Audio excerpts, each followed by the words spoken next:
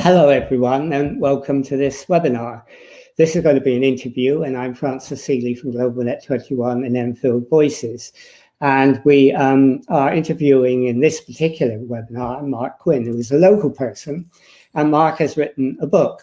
And I'm going to try and pronounce it because it's a very difficult book to pronounce, and everyone has trouble. Europejski. I don't know how well I've done, and Mark will tell me, but we're going to interview him about his really interesting book and talk about some of the issues and the themes in it, which I think are really, really interesting. Anyhow, Mark, welcome to this webinar today, and I'm really pleased you joined us to talk about the book. Could you tell us, first of all, briefly, something about yourself and your background? Good evening, Francis. Thanks for having me on. Yeah, my name is Mark Quinn. This is my second published novel. I work at University College London. Before that, I was a teacher for 22 years, including at Chase Community School in Enfield Town. You can probably tell from the accent that I'm a native of Northern Ireland. I was born and brought up there. Went to university there. And because it'll be relevant to the theme of my book, I did spend a crucial number of years traveling and living in Poland, which, if you like, qualifies me to write on the subjects which I have done in the novel. I'm married, I've got 2 kids, and as I say, Enfield is my home now. Okay, so you've traveled around quite a bit, and it's quite interesting reading your book because it's quite clear you've done a lot of research and you know a lot of detail about Poland, and it's about Poland between the 1970s to the fall of the Berlin Wall and beyond. Is your interest in Poland the fact that you lived there for some time, or were you particularly interested in that period of time, that really traumatic historical period? I was lucky as a late teenager to be able to travel in Poland. I first went there in 1986, so it was just after the end of the martial law period in Poland that clamped down on the Solidarity Free Trade Union in the country. But before the collapse of communism there. So I'd done a lot of traveling in Poland in those mid to late 1980s, working on language camps, meeting and making lots of great Polish friends. And I kind of committed to the country, if you like, at that point. I studied it as part of my degree. And then when I graduated from Queen's, I decided of all the options I might have, I would put a rucksack on my back, get my sailor's trunk and get on a bus and go to Poland and get work, which is mad as it sounds. It's what I did, and I did that for 3 years. So yeah, so yes, there's research in the book, and there's book research, if you like, that goes into the book, but a lot of it is observational stuff and memories that I managed to glean from my youthful days there. Okay, then now the most difficult question. Could you describe the plot of the book as briefly as you can? And that's difficult. It is difficult, and you've read it and you know that it's difficult. First of all, congratulations on your effort on the pronunciation, Francis. If there's any Polish people listening to this broadcast or watching it, I'll have to say it's Europejski. I allow a kind of more anglicized version of that as Europejski. The book is partly set in the Europejski Hotel in downtown Warsaw. Sort of key moments take place there, but essentially it's about 3 student friends: Tom, an Irishman, Alex, who runs an underground newspaper from his student dorm, and his very glamorous and enigmatic student friend, Darek Michalski, and how they plot together to undermine the university authorities, how they publish the newspaper, and how they eventually take over and sit in the vice rector's office. Becomes a kind of siege, if you like, going on there. That ends, and it ends in a particular way, and the way it ends informs the rest of the novel, because I fast forward 10 years on. By that point, Michalski, this enigmatic, glamorous character, is running to be president of the country. It's now post-communist, and he has to make a declaration. It's called a lustracja, which means it's a declaration of his entire past, and particularly his past during the communist era. And it's the difference between what he actually did and what he says he did, is the sort of key moment of the book, if you like, the key turning point in the book. That's important, and that's important as I read it. And I was wondering, are you trying to get people to understand a bit about Poland, or are you trying to get people to think about what you've just said? And that is there a right? Is it right to withhold the truth when deception is justified for the greater truth? And I think I'm quoting you in that, and I think that's quite something that you're concerned with in the whole book. I think it is my concern. I think there's two things I would say. First of all, I gave you an example at the beginning of this interview of how one narrates one's own past. I told you about, this buying my rucksack and my sailor's trunk and getting on a bus and going to the country and getting a job. Well, that's clearly an oversimplification of what actually happened, but it's a good story. And I think that's a natural instinct. That's what humans do. They tell stories about themselves. And unless they're corrected, the story, if you like, becomes, or it replaces the history. It becomes the new truth. And the story doesn't have to be a lie per se. It's just not quite what happened. In the case of Darek Michalski, who wants to be the president of the country, the stories he tells about himself have a political significance, quite obviously. And he's tasked with telling the exact truth, if you like, and he's not able to do it. He's moved on so distantly from the time of the original events that he may barely remember exactly what took place. So I would say in this case I've tried to present Michalski as a good person. The thing that he did in his youth wasn't in itself a necessarily bad thing. It's just that it will be presented in a different light 10 or 11 years on. We do things as young people which are well intended, but which perhaps are foolish, or which other people subsequently might have a different opinion of. And it's that change of mood, that change of national opinion, if you like, in Poland in this case, that may do for Michalski and his ambitions in the future. But it seems to me that that your novel encapsulates the truth versus greater good dilemma right away through. I think you wrote once, and I thought this was really interesting. You said one of the troubling definitions of fiction: it tells lies in order to get at the truth. Now that's quite a statement. Tell us what you mean by that. I think I said at the beginning that I was a history teacher for many years. History or fiction, or there's many ways that we as a species try to tell the truth. Science is a way of telling the truth. And I would contend that there are many different routes to get to the truth that we're talking about. Fiction is a particularly peculiar way of doing it, because clearly it's an invention. You're taking a set of characters, you're inventing a set of characters, you're putting them in an artificial situation, you're bending the timeline, you are removing all the other influences that might be upon them. You forget to mention what the weather was or what they ate for breakfast, and yet you present it as if you kind of a mirror on society, or a reflection of what might be the case. And I think that's what all novelists try to do. They try to say something meaningful. They're trying to say something significant. They're trying, hopefully, do it in a way which is entertaining, engaging, gets the readers in as well. But that is what they're trying to do. They're trying to say something true in 300 or so pages within hardback covers. But it isn't the truth as people experienced it. It doesn't take the time it took in real life. It necessarily leaves out many other things that other people would want to include. So, it's a bit like memory in that way, isn't it? We remember things differently. Yeah. So in your book, what would you say was the essential truth, and what was the essential deception? This is interesting, isn't it? Because how much do I give? I mean, if people out there want to read the book, so I think.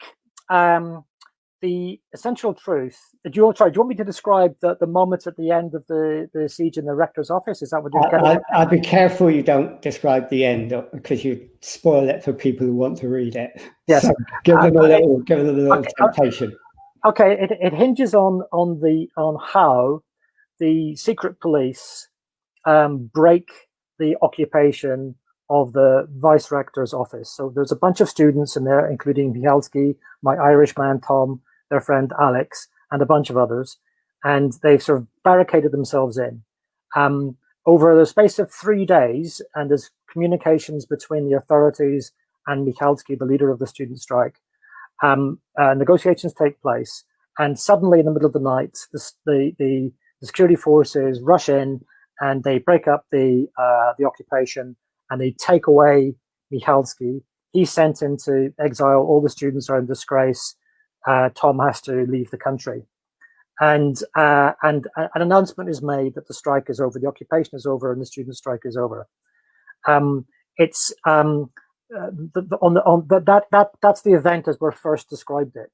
We then get the same event described to us a little bit later in the novel, and a different spin, if you like, is placed on those events.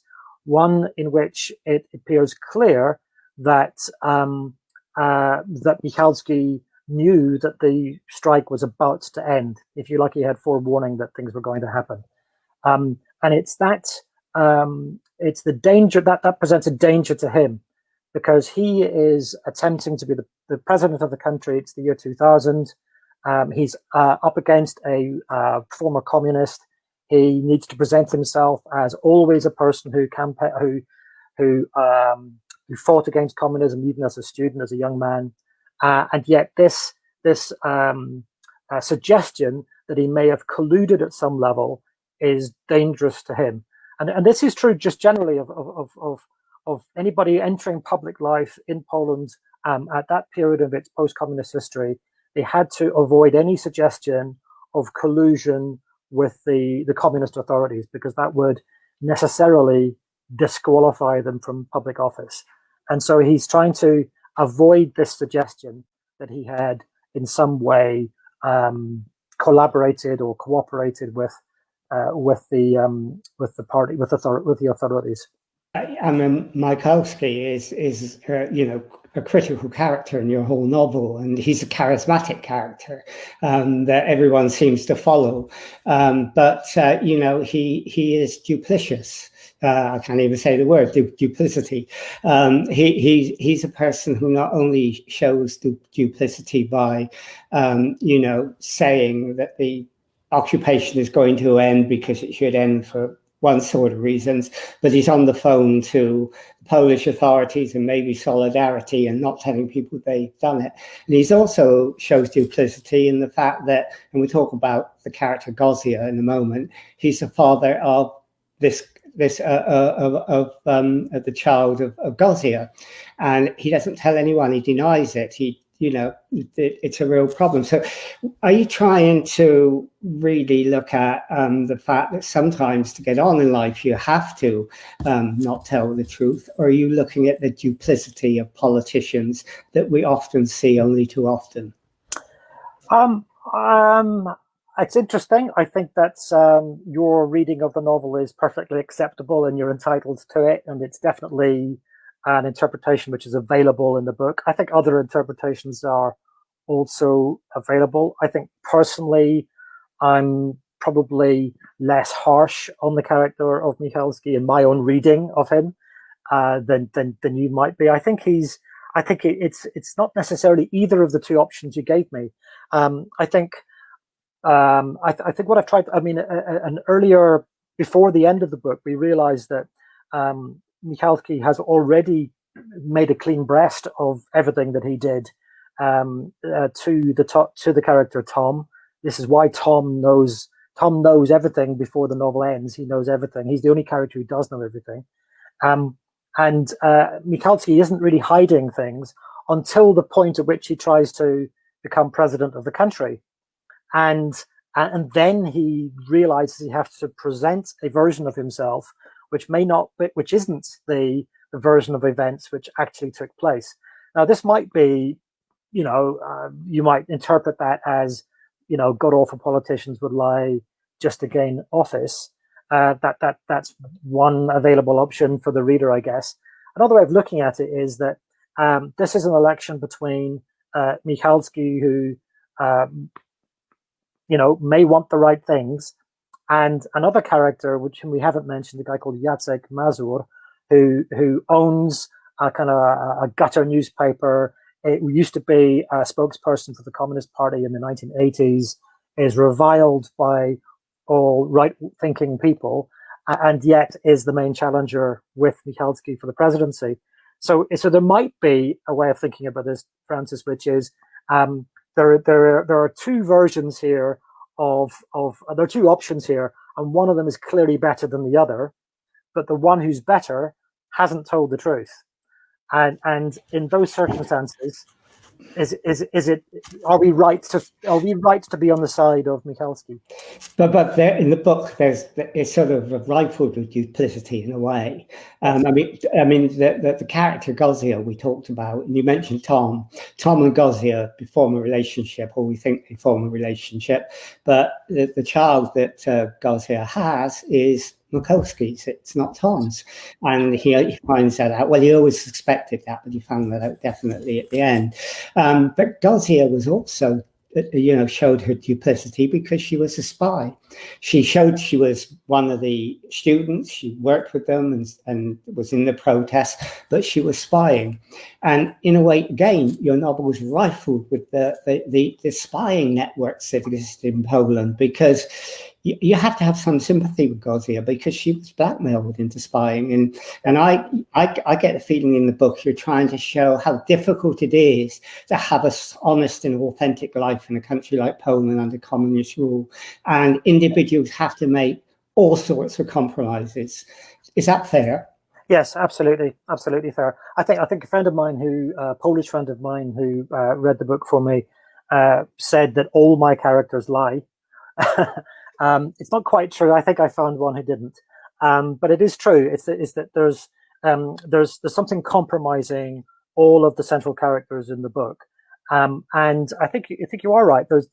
Good people represented perhaps in the novel by Gosia's father, the doctor, sometimes because of the regime that they were living under, made choices which were the right thing for their family, but the wrong thing when looked at subsequently, when we look back at what they did from let's say from a present where we're happier and we can afford to have more liberal views. I think that's a truth for very many people living in Poland at that time, and perhaps living in other countries with similar regimes. It's not that it's bad people doing these things; it's good people who are obliged for one reason or another to do things which later they would rather they didn't have to do. And pretty much all of the characters are in a position such as that. I think I tried to do it present it in slightly different ways, but they are all compromised by the truths in their own pasts. I think that's right. And I'm glad you see some sympathy for the character. Well, I do, and Tom as well. I mean, Tom, you're not quite sure about. He gets sent by his Belfast tutor to Poland, and you're never sure whether he's sent genuinely to learn or he's being planted as a spy because he has something to the British embassy. And Tom himself doesn't know whether he's going to be a spy or he's just there for learning. So again, that's another character outside of Poland coming to Poland who's caught up in this incredibly, complex mosaic of informers and spies. Yeah, Tom is, for us, the reader, the main interpreter of Polish culture, Polish society. That this is why he's in the book. Really, I created this external character who could arrive in the country to explain to my readers what's going on, but I didn't want him to be a window. I didn't want him to be kind of a blank space. And so, yes, the reader is meant to question him as well. It's not that the reader imagines he's lying to them all the time, but certainly there's a certain shade, at least, to Tom as well, which carries right through, I think, to his final decision and maybe the final words of the book. Did you choose Tom as a Northern Irish person, by the way, because you came from Northern Ireland? Did that, and there were two countries going through troubles at that time, so it was an attempt to show that they're the unique, and you can't necessarily learn from each other. I have to say, Tom is not me. Tom has experiences which are similar enough to the experiences I had to enable me to write him. But yeah, I mean, I had a tutor a little bit like the tutor that Tom has in the book. Obviously, I traveled in the same direction. No, I just thought that he was a character I'd be able to write with a certain amount of fun.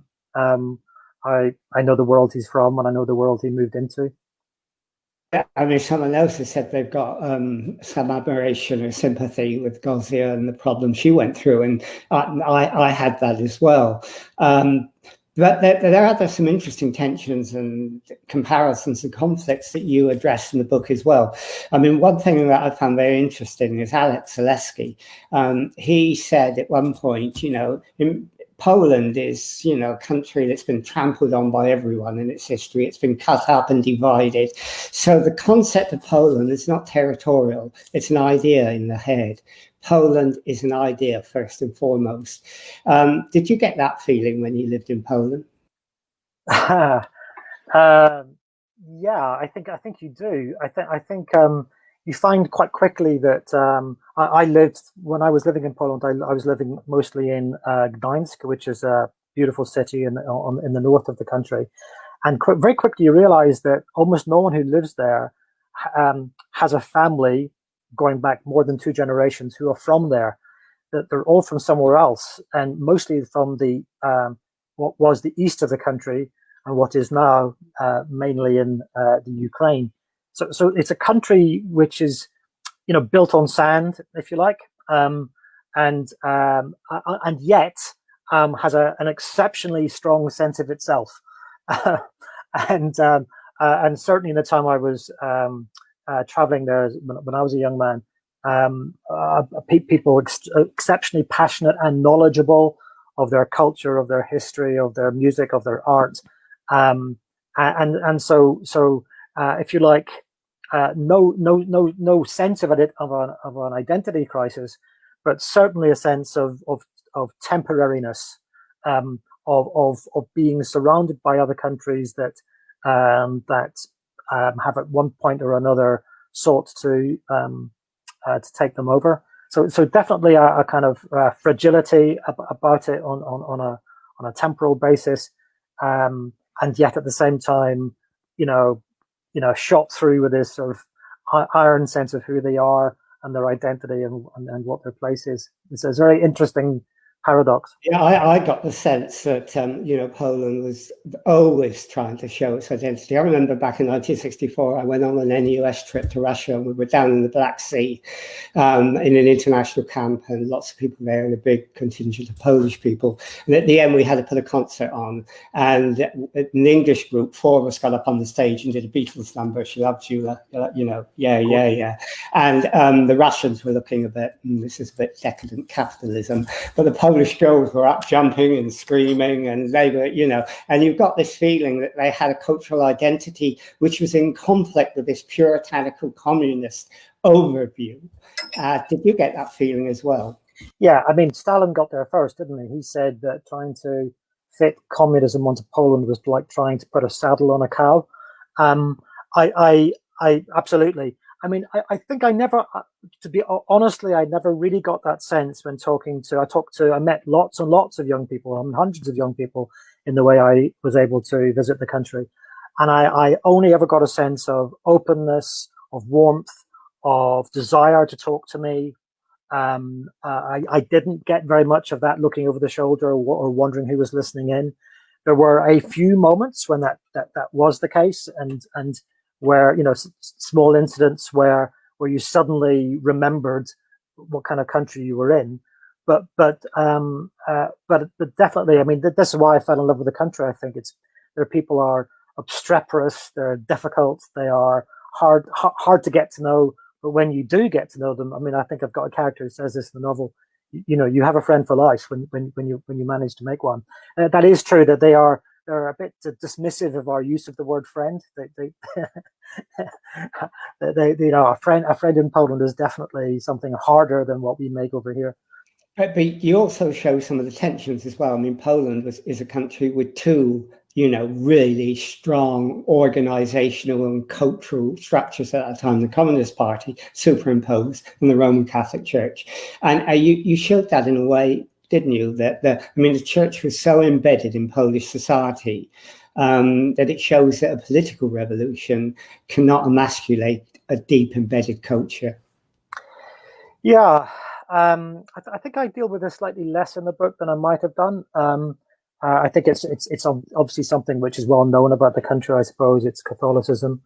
I think one of the interesting paradoxes about Poland is one you've just alluded to, is that there's at the same time it was a communist country and a Catholic country, and so at some point, and it didn't happen at the beginning. It really didn't probably bed in until the 1970s, I'd suggest. At some point, the communist authorities woke up to that reality, is that they weren't going to be able to impose the reforms that they needed to impose, the changes to the countries which were necessary, unless they had the support of the Catholic Church. So you have this godless, atheistic communist regime needing the support of the Catholic Church. And at the same time, the Catholic Church has a responsibility as well. They can't always call for revolution. They can't always call for the overthrow of the communist authorities, because doing so, you'd end up with a Hungary 1956 or a Prague 68, or as did happen in Poland, obviously, the imposition of martial law in December 1981.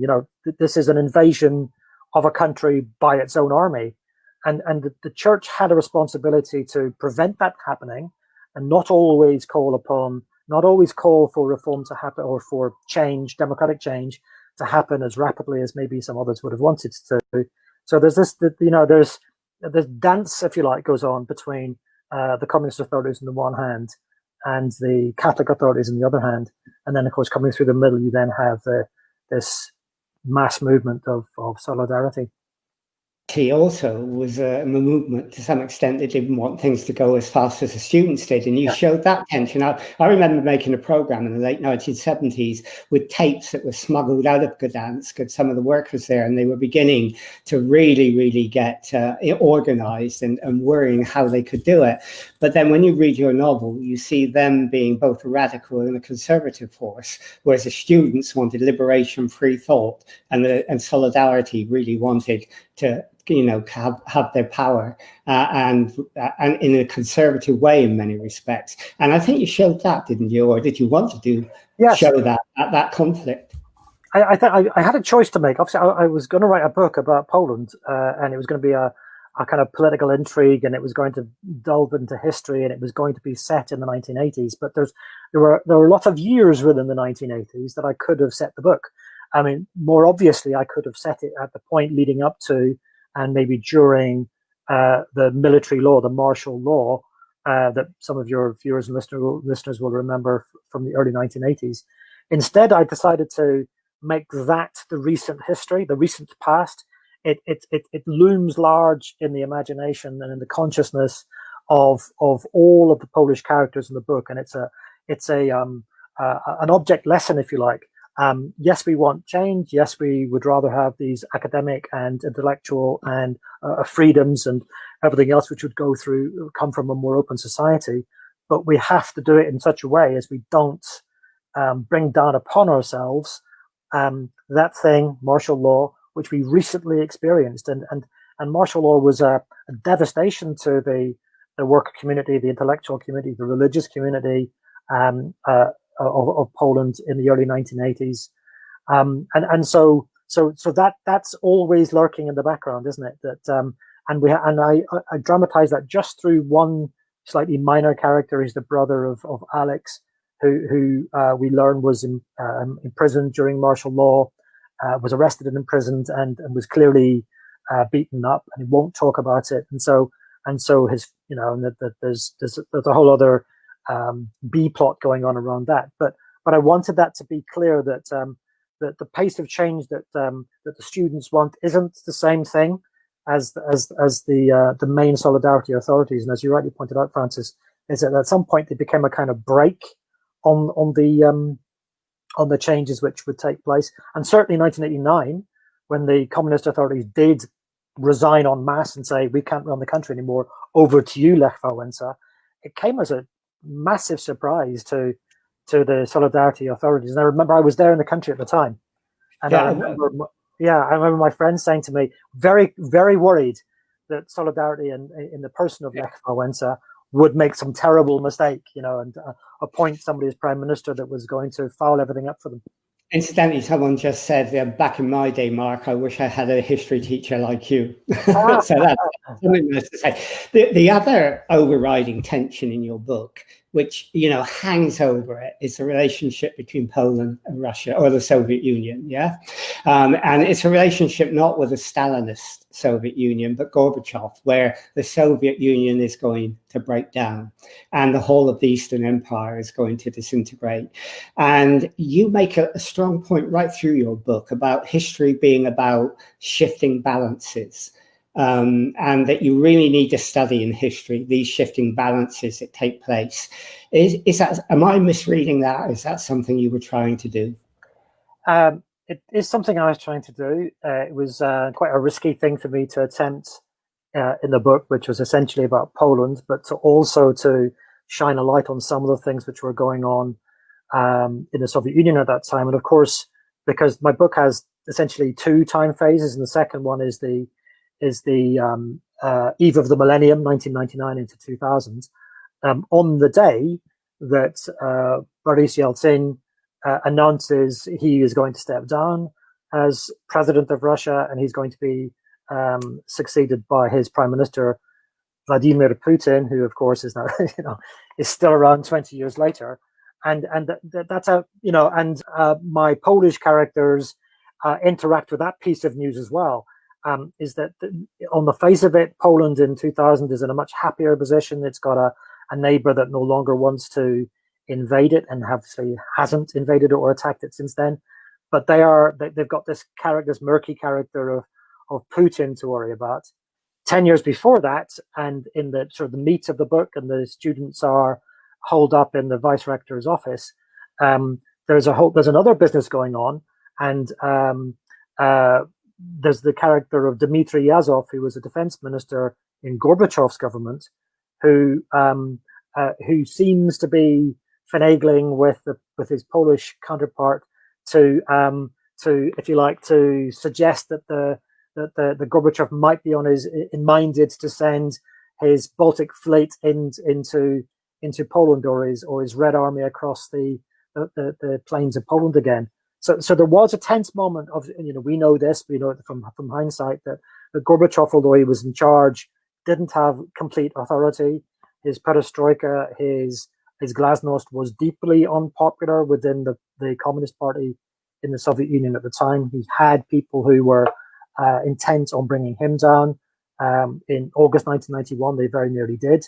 And so I'm playing with that as well. So Russia is this kind of unstable colossus to the east of Poland, and that's very much in the consciousness of Poland.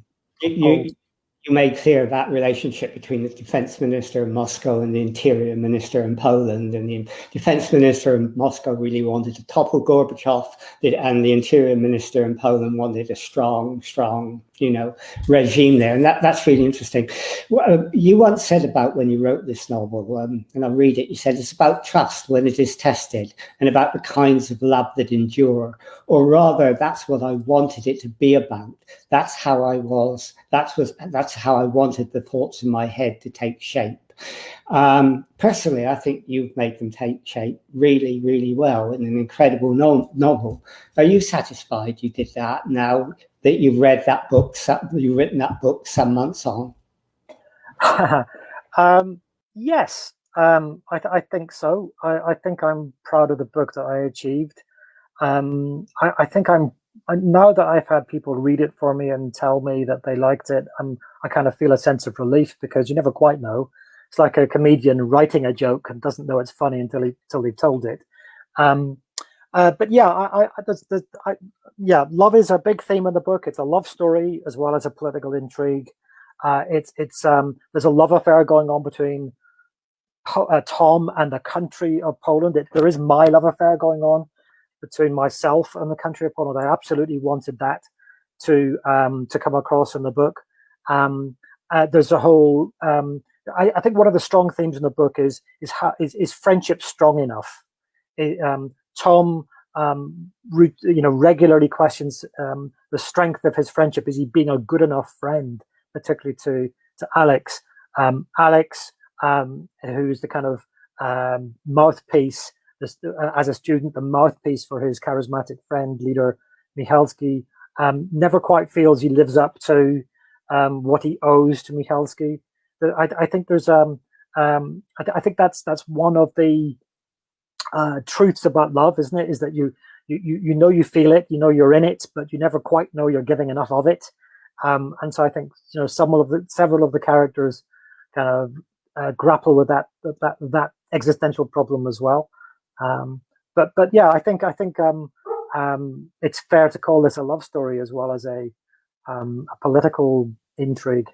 It certainly is a love story, and I think you have every right to be proud of it, because I think it's a marvelous book to read. So, I mean, we're getting very close to the end of the interview now, but let me ask you, are you planning to write another book?